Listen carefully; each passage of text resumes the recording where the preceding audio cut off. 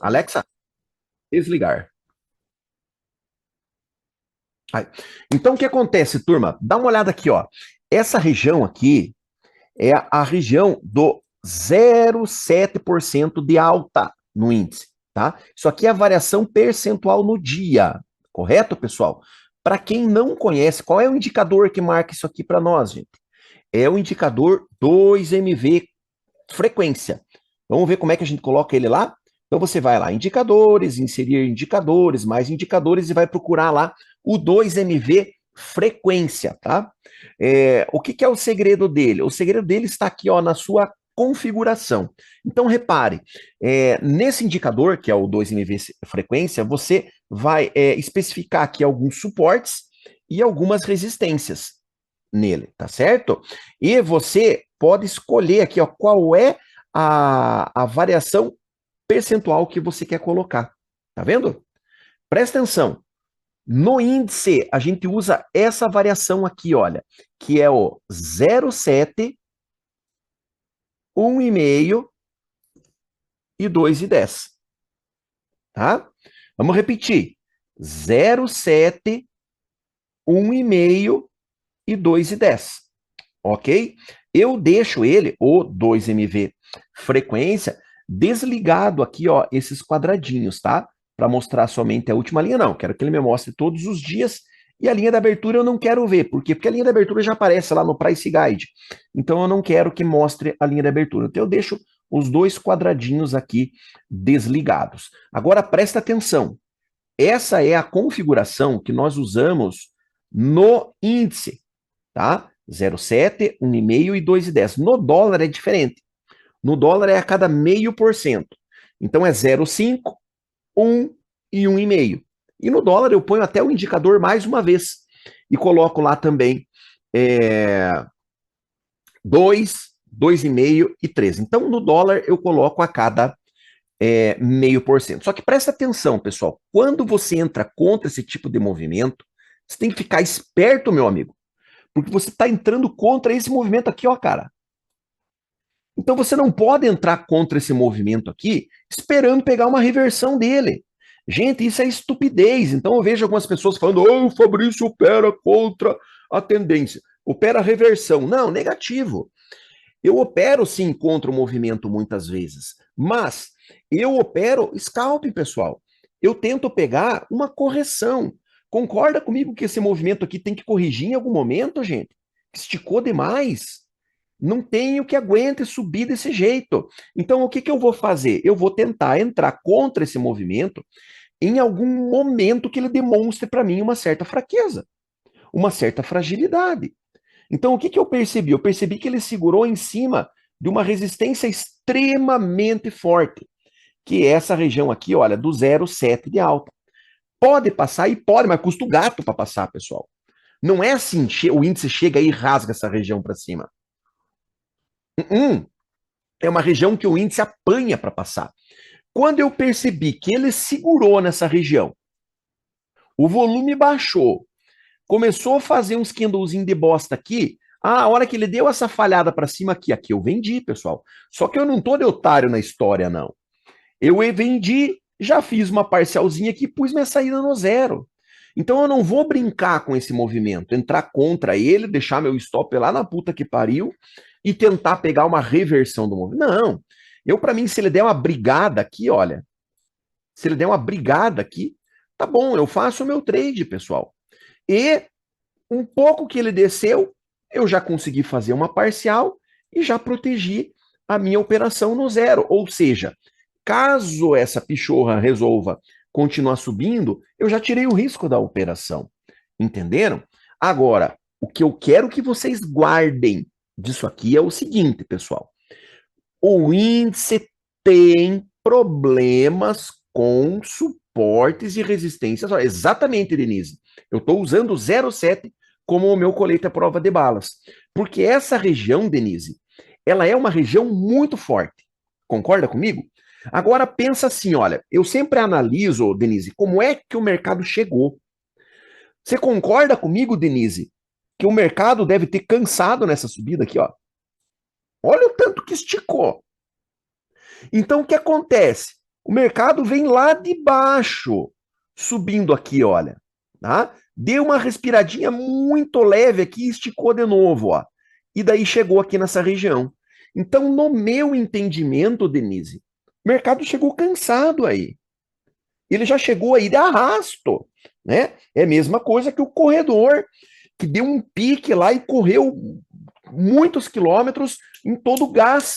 Aí ele chega numa hora que tem um obstáculo, tem uma subida muito forte. Aí ele vai arriar. Esse é o meu pensamento quando eu olho para um movimento desse, Denise. Então, para mim, o índice chegou aí cansado. E olha o volume. Repare como o próprio volume veio caindo, olha.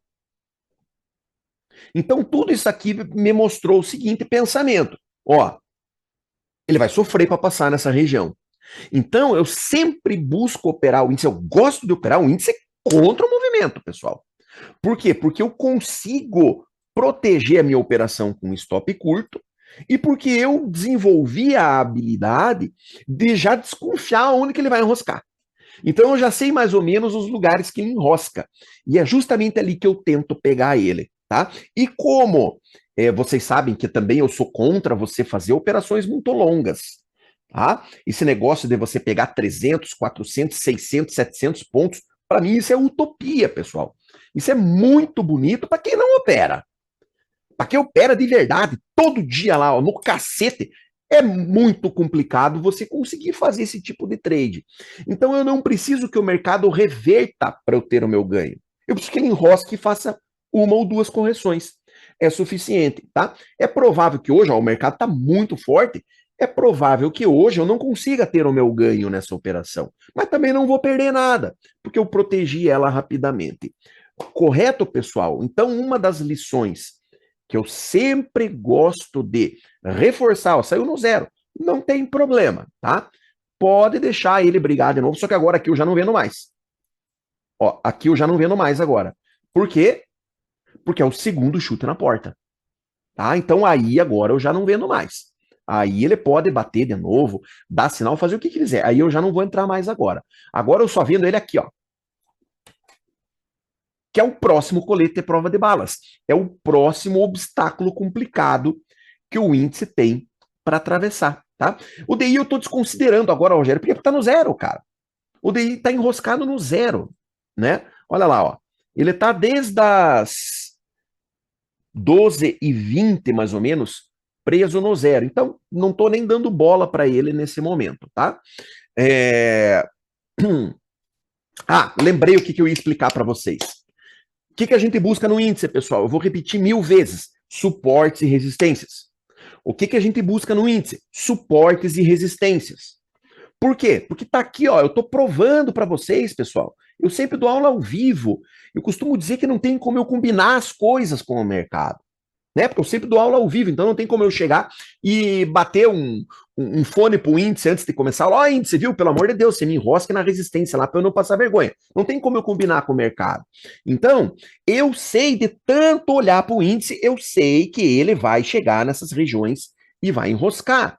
Então, eu sempre vou operar índice em cima de suportes e resistências.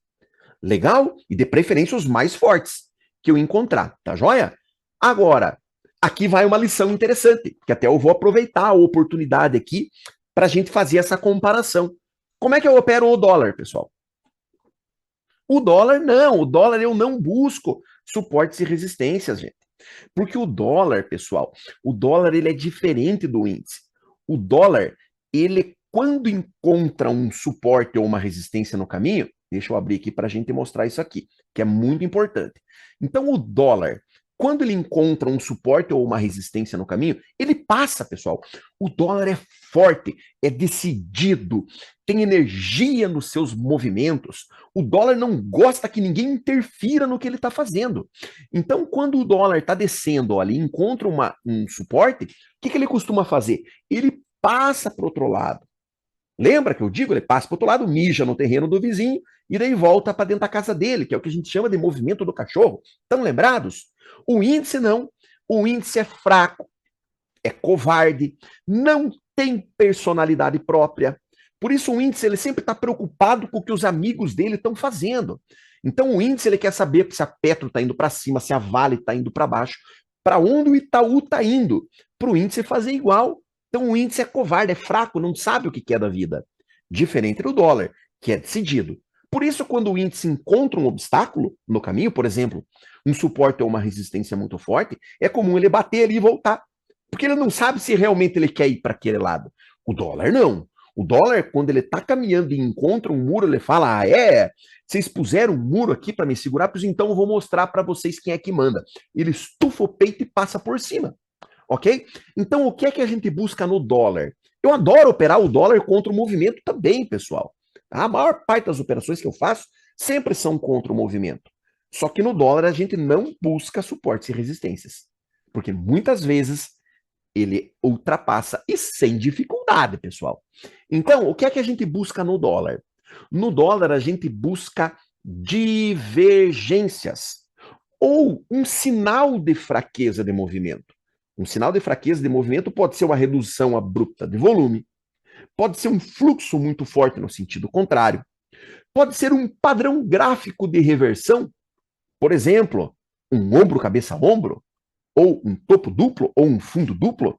Pode ser o que a gente usa bastante aqui no gráfico de Renko, que é um M manco, ou um W torto, que é um padrão gráfico de reversão, ou o que o Fabrício mais gosta de usar é isso aqui, olha, que são as chamadas divergências de IFR. Todos vocês que me acompanham aqui, acredito que todos vocês, né, já conhecem de cor e salteado esse operacional, que é o operacional dentista reversão. Todos vocês conhecem ele. Então, o que é que a gente busca? A gente busca o momento que o mercado esticou, saiu para fora do canal de Keltner modificado, o IFR passou para baixo do nível do 30, mostrando assim que o mercado estava esticado, ou seja, ele estava sobrevendido. No momento que ele vira para cima é quando a gente vai fazer a nossa entrada de compra. Mas reparem, no dólar a gente ignora essas entradas. Então você pode ter uma entrada em cima de um suporte principal do dia, como a gente teve aqui, olha. É uma entrada que no índice a gente vai de mão cheia, né? A gente estufa o peito e faz sem medo. Em contrapartida, no dólar, quando eu vejo uma entrada dessa, eu ignoro, pessoal. Eu não faço. Por quê? Porque no dólar a gente não opera suportes e resistências. Isso é o que a gente opera no índice. No dólar, o que eu quero? Eu quero ver um sinal de fraqueza desse movimento. Aqui, como foi a primeira virada, eu não faço uma entrada dessa. Ele fez aqui, olha, uma correção, não chegou nem a tocar na média e desceu e rompeu o fundo. Ou seja, se a gente tivesse feito essa operação, teria sido um stop. Repare que aqui, olha, na sequência, ele deu outra entrada do mesmo operacional. O que acontece nesse momento? Eu olho para duas coisas. Primeiro, eu olho para o volume lá no gráfico de 5 minutos. Nesse momento, o volume estava razoável no dólar. Segunda coisa que eu olho, quando ele vira aqui, ó, eu olho para o IFR para ver se tem divergência. E não tinha. Repare que aqui a gente tinha um fundo. E aqui a gente tinha um fundo no IFR. Aqui a gente teve um fundo mais baixo. E repare que no IFR também a gente teve um fundo mais baixo. O que isso quer dizer? Que o movimento está ganhando força.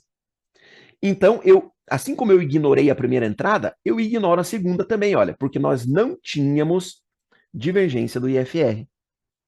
Conseguiram entender, pessoal? Aí o que o dólar fez? O dólar voltou para cima, olha, e brigou em região de média. Tá vendo? Mas ele já fez uma correção um pouco mais alta, vamos dizer assim, uma correção um pouco mais longa.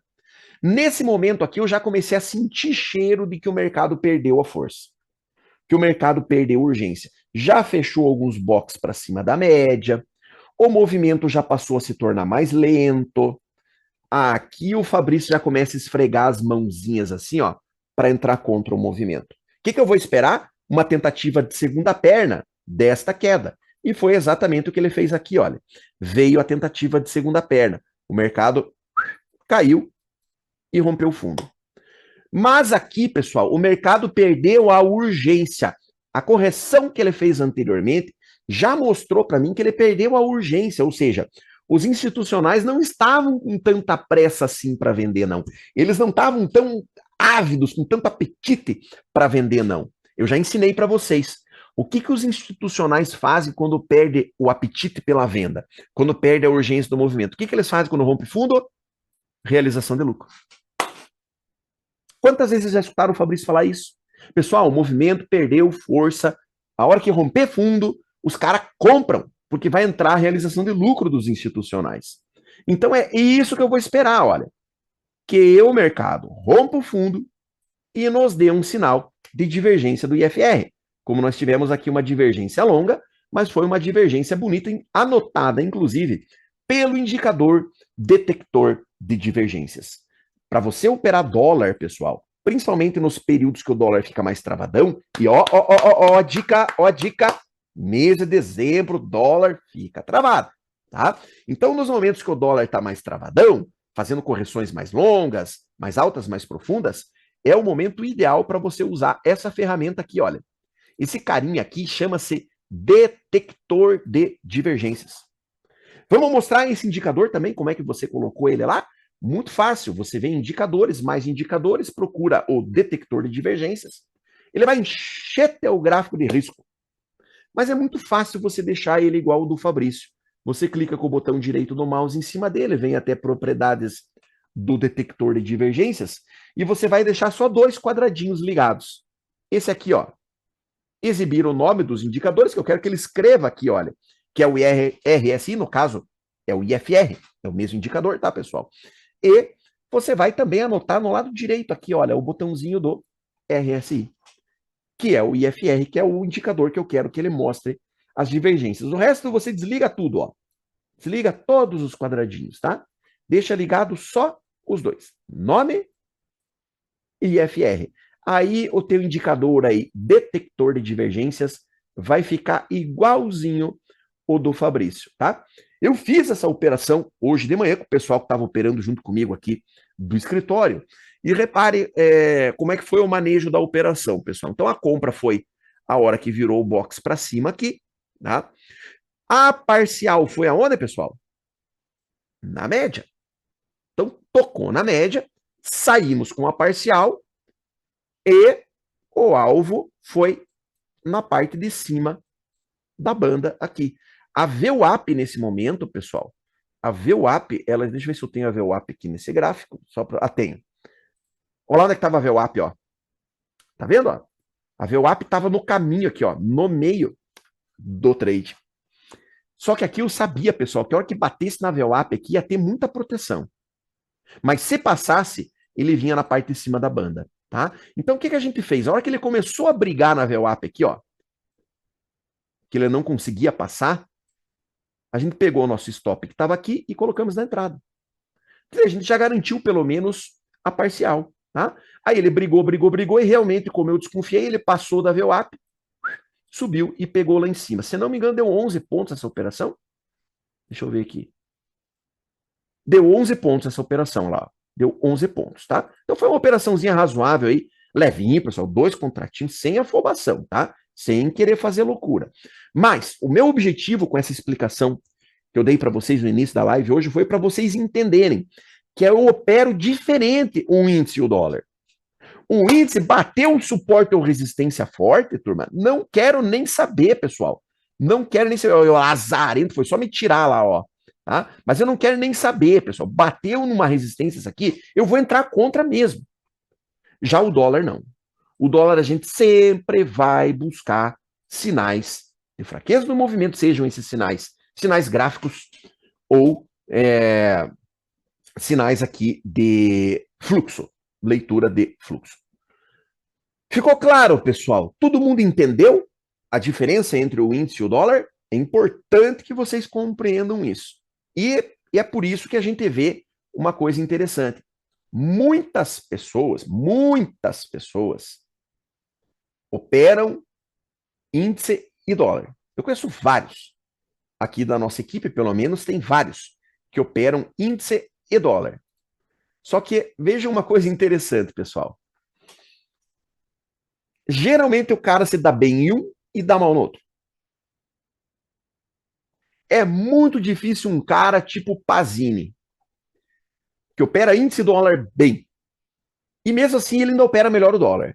Porque o dólar é mais direcional, né? O Pazini gosta de pegar movimentos mais longos, tá? Mas geralmente você tem mais aptidão para operar o índice ou o dólar. Eu, por exemplo, a maneira como eu opero, eu me dou muito melhor no índice. Porque como eu gosto de pegar enrosco, quando ele bate e volta, enrosca, o índice é muito mais enroscador do que o dólar. Então, geralmente, os meus resultados operando o índice são muito melhores do que operando o dólar. Eu já noto que traders mais da característica do Pazini, que gosta de pegar movimentos um pouco mais longos, conseguem deixar o mercado andar mais a favor, geralmente se dão melhor no dólar. Tá? Então pense nisso. Qual é o teu perfil? Como é que você gosta de operar? Como é que você gosta de manejar os teus trades? Porque isso pode ser decisivo no momento de você optar por operar índice ou dólar. Agora, presta atenção em outra coisa. É um erro você achar que você tem que operar os dois e que você tem que ser bom nos dois. Mais uma utopia do mercado. Não precisa. Por quê? Por que você tem que operar índice e dólar? Então, a partir do momento que você sentir o cheiro que você se dá melhor no índice ou no dólar, foque mais naquele ativo. Se dedique mais naquele ativo. Procure ficar melhor ainda naquele ativo. E deixa o outro de lado. Entendeu? Então, tira isso. Isso às vezes é ego do cara. O cara acha que não, que eu tenho que operar os dois. Ah, que bobagem, cara. A hora que você descobrir no qual que você se dá melhor, é nesse que você tem que focar. Ok, turma? Introdução feita. Vamos lá. Perguntas, pessoal. Perguntas até aqui, gente. Vamos lá.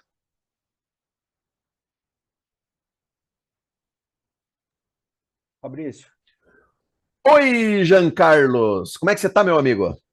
ótimo, ótimo. Excelente, Pena cara. que eu tenho pouco tempo para poder te acompanhar ao Puxa vivo, né? vida. Mas Pois é. é, de novato, uma dúvida de novato, Manda tá? lá. Sobre o Renko, Aham. né? Você explicou ali que ele fecha o box do Renko conforme o preço anda, né? Conforme ele preenche uma certa quantidade de valores lá, correto? Aí Exato. eu configurei o meu gráfico de Renko, igual você recomenda ali no padrão de Candle, né? Ou seja, ele deixa esse paviozinho, correto? Certo. E eu já vi algumas vezes o Renko, inclusive esse agora, ó, esse Renko que está ali agora, ó, ele já movimentou o preço para cima e para baixo, já deu o que eu penso que seria o valor, mas ele não preencheu o box. Por que que isso acontece? É porque, na verdade, o deslocamento não é daqui, olha, aonde ele abriu. É do anterior. Então, para que ele possa fechar um novo renco para baixo, esse aqui no caso que foi o que você observou, para que ele pudesse fechar um renco para baixo, ele teria que, esse pavio aqui, olha, teria que passar para baixo desse quadradinho aqui, tá vendo? Olha. Aí ele formaria o próximo quadradinho aonde? Formaria aqui, ó.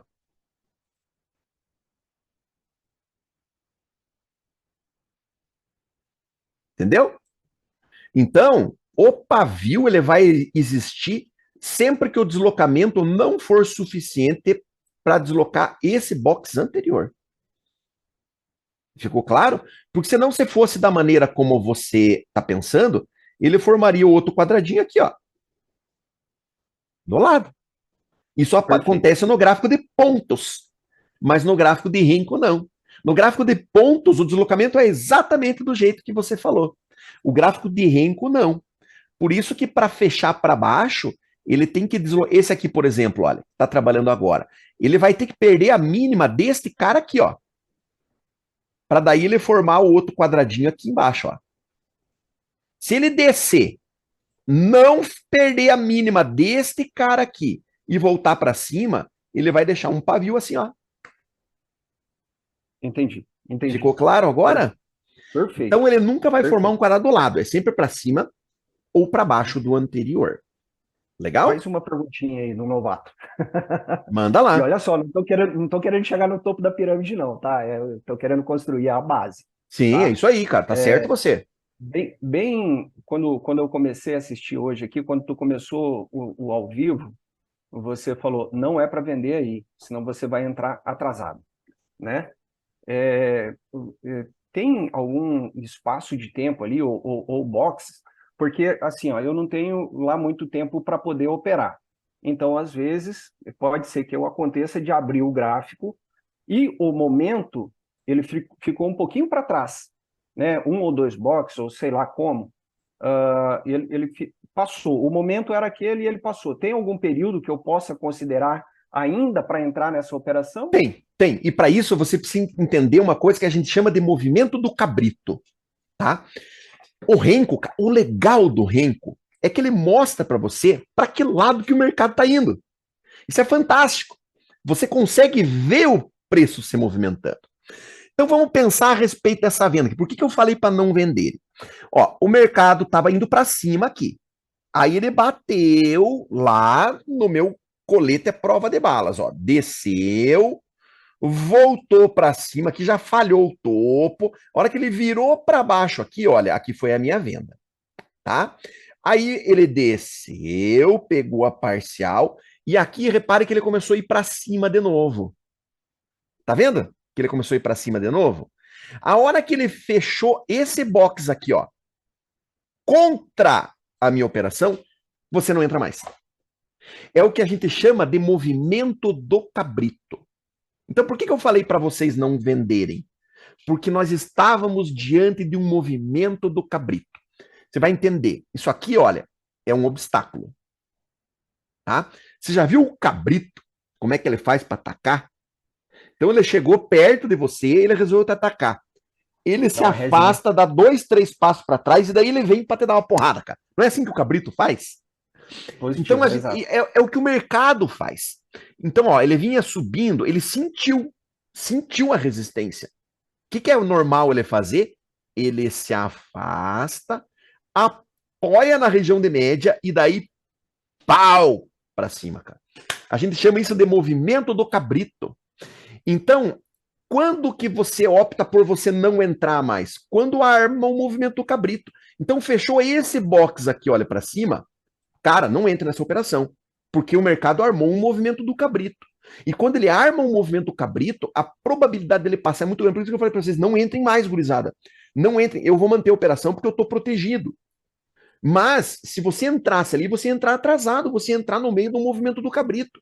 E aí a probabilidade do mercado passar é grande. E outra coisa também, pessoal, isso aí já leva, Jean Carlos, a mais uma observação que eu faço. Eu gosto muito de operar suportes e resistências, como vocês viram aqui.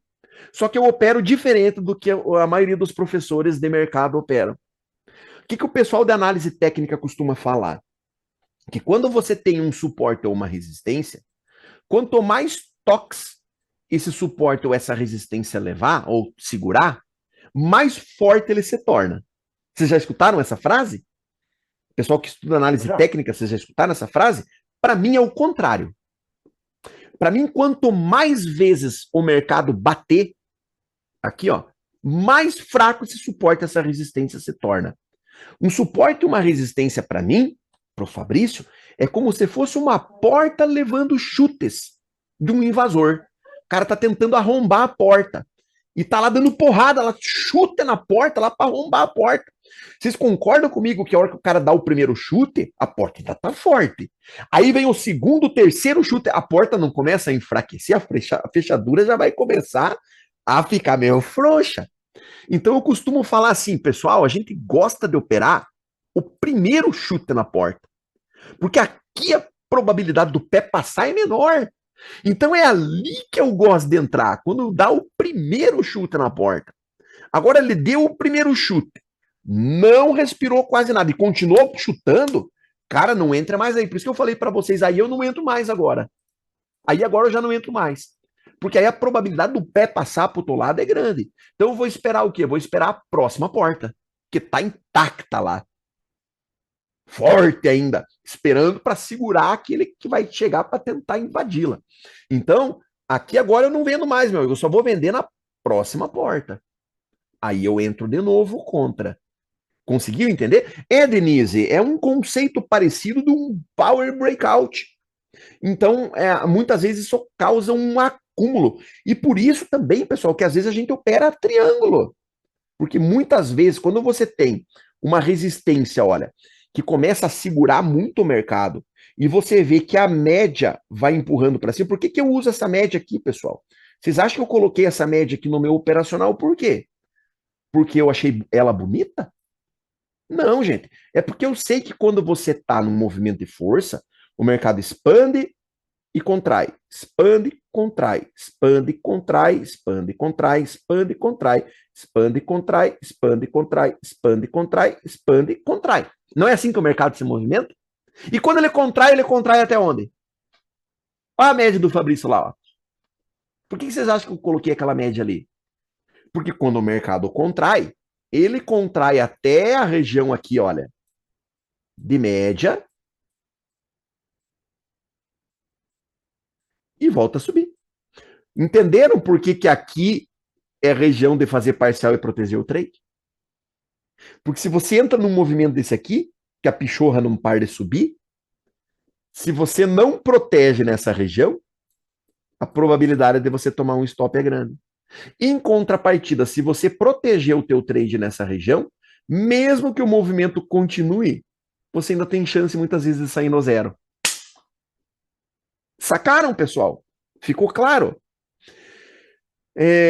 Infelizmente não acabou. Falou, Jean Carlos. Fica gravada a aula depois, tá? Depois você assiste a aula gravada lá, sem problema nenhum. Ok, pessoal? Ficou tudo claro até aqui? Deixa eu ver que eu acho que ficou pergunta para trás. Daí, Arruda, tudo beleza? Não, não ficou pergunta para trás, não. Tá tudo certo. Ok, deixa eu só perguntar pelo chat aqui para a Mica se ela conseguiu resolver o problema de áudio lá. Eu vou mandar no chat, porque se ela não estiver escutando, ela não vai ver eu perguntar, né?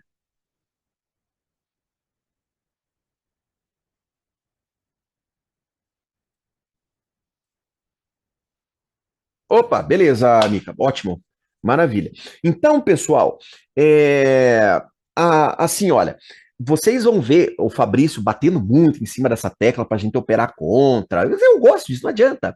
Foi o que eu consegui me adaptar melhor. Foi, na verdade, turma, quando a gente fala aqui de futuros, índice dólar foi a única coisa que eu consegui operar que me deu resultado. Vocês acham que eu não tentei fazer aquelas operações que o pessoal fala, né? Não, opere 3 para 1, 4 para 1, operação longa, alvo longo. Eu tentei, mas eu não consegui, tá? Para mim não deu certo. Para mim, esse jeitinho bobinho que eu opero aqui funcionou melhor. E algumas pessoas me criticam muito por causa disso. Uma coisa que falam demais é assim: no dia que você pegar um dia direcional, você vai quebrar.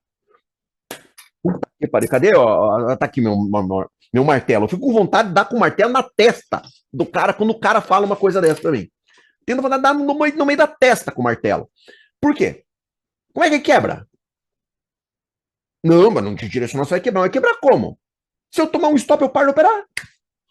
Então, o máximo que pode acontecer, eu entrei contra. Era um movimento forte, o mercado disparou para cima, eu vendi aqui, tomei um stop. E daí? Qual que é o problema? Vocês sabem que eu tomo stop pra caramba, pessoal. De 100 operações, eu tomo 40 stops. Em média. Então, qual que é o problema? Eu stop. Sabe por que, que o pessoal quebra operando contra o movimento? É porque o cara vende aqui, toma um stop. Aí ele vende aqui, toma outro stop. Aí ele vende aqui, toma outro stop. Aí aqui ele vende 5 contratos e toma outro stop. Daí aqui ele entra, vende 10 e toma outro stop. Entenderam por que, que quebra? Não quebra porque você está operando contra o movimento. Quebra porque você não tem gestão de capital, não tem controle de risco. Não tem nada a ver com o Cascars. Entenderam? E outra, tem o cara que vai pior ainda, né? Tem o cara que vende aqui, ó, e não stop. Aí aqui ele vende 2 e não stop. Aqui ele vende 10 e não stop. Aí aqui ele vende 20 e não stop. Daí aqui ele quebra. Então o que quebra não é operar contra o movimento. O que quebra é você não ter gestão de capital e não ter controle de risco. Só que olha o que o Fabrício vai contar para vocês aqui agora. Ó. Se você não tem gestão de capital e controle de risco, você quebra operando contra o movimento e operando a favor do movimento também. Porque quando você entrar a favor do movimento, também você não vai estopar. Quando você entrar a favor do movimento, também você vai fazer preço médio. Quando você entrar a favor do movimento e tomar um stop, também você vai dobrar a tua mão na próxima operação. Então, o que quebra não é o fato de você operar contra ou a favor do movimento. O que quebra é você não ter gestão de capital e não ter controle de risco. Ficou claro, pessoal? Concordam com o Fabrício? Ou eu estou falando besteira, estou falando bobagem aqui? Então não se prendam, gente, nesses conceitos de operar contra, de operar a favor, de buscar trade long. Gente, tudo isso é besteira. Lá no frigir dos ovos, no final, quando tiver apenas você aí no teu escritório, na tua sala, no teu quarto, só você e o teu computador e o teu resultado do dia, o que vai valer foi a tua gestão de capital e o teu controle de risco. Tudo o resto que você vai usar aqui é besteira. São ferramentas para tentar te ajudar, mas que não vão salvar a tua vida nesse negócio aqui, não. Correto? Concordam comigo? Perguntas, pessoal, que agora que nós não temos o que fazer. Ó, o dólar tá travado, pessoal.